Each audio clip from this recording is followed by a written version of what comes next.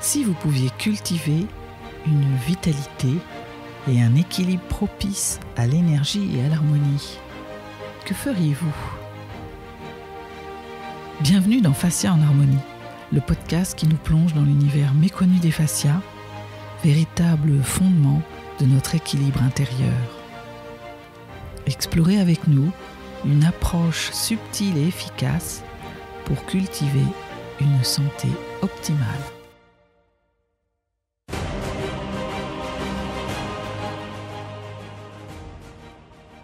Bienvenue dans ce premier épisode sur les fascias. Je suis ravie vraiment de démarrer avec une première phase.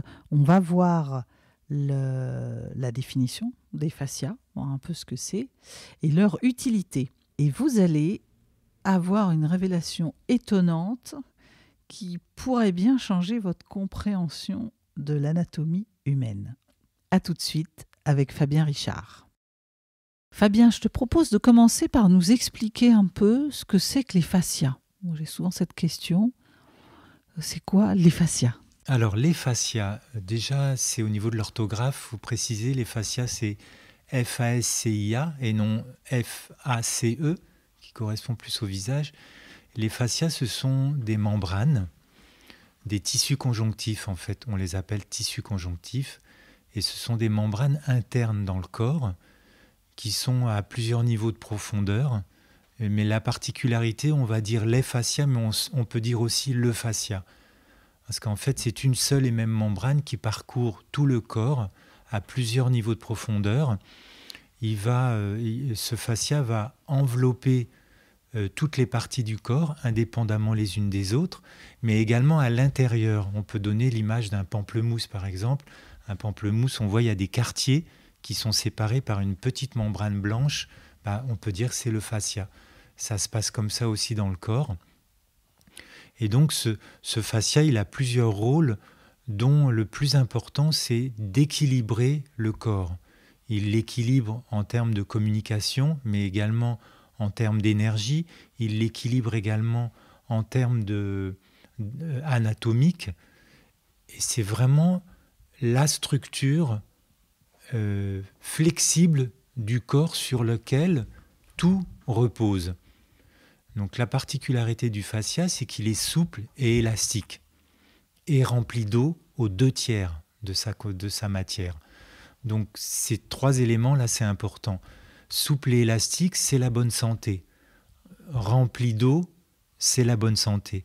Mais à partir du moment où ce fascia va se raidir, diminuer en termes d'élasticité, de souplesse, ça va créer un blocage des parties du corps qui entourent, et à ce moment-là, il commence à y avoir un déséquilibre de l'organe.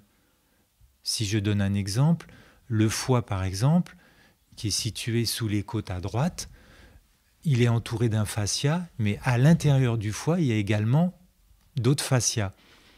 Tant que ce fascia est souple, le foie va être positionné correctement dans le corps, et à l'intérieur, les alvéoles créées par ce fascia vont faire que le foie va fonctionner.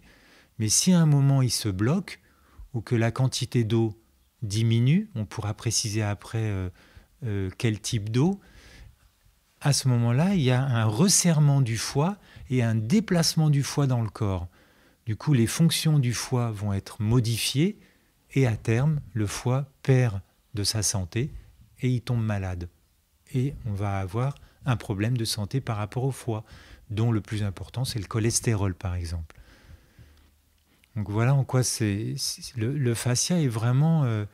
il faut changer notre regard sur qu'est-ce qui soutient notre corps. D'un point de vue anatomique, on nous apprend à l'école que le squelette soutient notre corps. Or, c'est faux. Aujourd'hui, les dernières expériences scientifiques, recherches, montrent que le squelette n'est là que pour articuler, mais ce qui soutient le corps, c'est le fascia.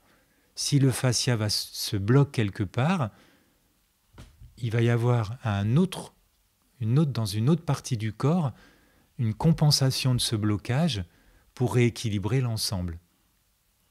En fait, c'est quoi la santé ? La santé, c'est un corps en homéostasie, c'est-à-dire il est en équilibre, il fonctionne de façon harmonieuse et tout est en équilibre, je dirais, tout s'auto-équilibre. Donc s'il y a un blocage quelque part, le corps va être déséquilibré. Donc de façon physiologique, il va créer un autre blocage à l'opposé pour rééquilibrer l'ensemble et retrouver une homéostasie. Précaire, certes, mais retrouver une homéostasie. Et en fait, notre vie, c'est quoi ? C'est une succession de blocages qui vont s'ajouter les uns aux autres tout le long de notre vie et qui, à un moment donné, va créer un excès de blocage, donc un problème, un déséquilibre qui va entraîner un problème de santé. Un mythe s'effondre. Moi qui pensais que le squelette était le socle de tout notre corps. Donc, avec cet épisode, on peut comprendre ici l'importance en fait de maintenir l'équilibre du corps pour rester en bonne santé. Donc c'est vraiment une révélation sur le rôle crucial des fascias dans le maintien des organes.